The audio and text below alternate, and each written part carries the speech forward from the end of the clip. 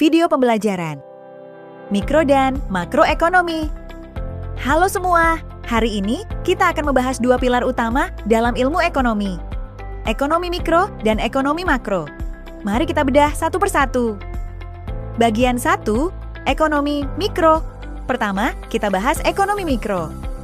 Ini adalah cabang ilmu yang mempelajari perilaku unit-unit kecil, seperti individu, rumah tangga, dan perusahaan.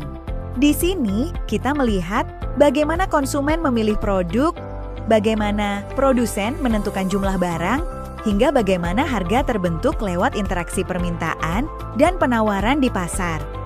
Tujuannya, tentu saja untuk mencapai efisiensi maksimal dari sumber daya yang terbatas.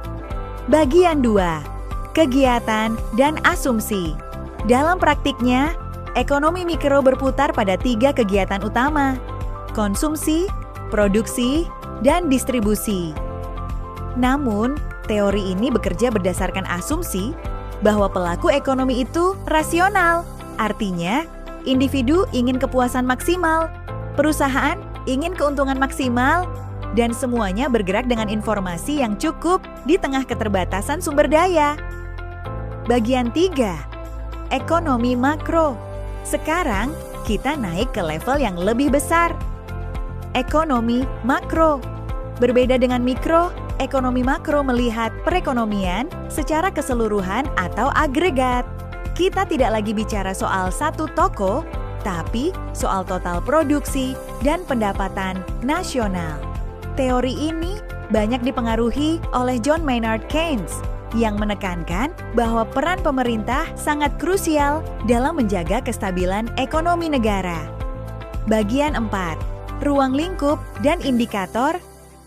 Ruang lingkup makro mencakup isu-isu besar seperti pertumbuhan ekonomi, inflasi, dan pengangguran. Untuk mengendalikan hal ini, pemerintah menggunakan 2 senjata utama: kebijakan fiskal melalui pajak dan kebijakan moneter melalui pengaturan jumlah uang beredar. Indikator keberhasilannya bisa kita lihat dari angka PDBE, produk domestik bruto, tingkat inflasi, hingga nilai tukar mata uang. Bagian 5, perbedaan utama. Jadi apa bedanya? Sederhananya, mikro adalah tentang pohon-pohonnya, individu, sedangkan makro adalah tentang hutannya, keseluruhan. Meski fokusnya berbeda, keduanya saling berkaitan erat. Tanpa pemahaman mikro yang kuat, kebijakan makro tidak akan tepat sasaran. Itulah dasar-dasar ekonomi mikro dan makro. Semoga membantu proses belajar kamu, ya!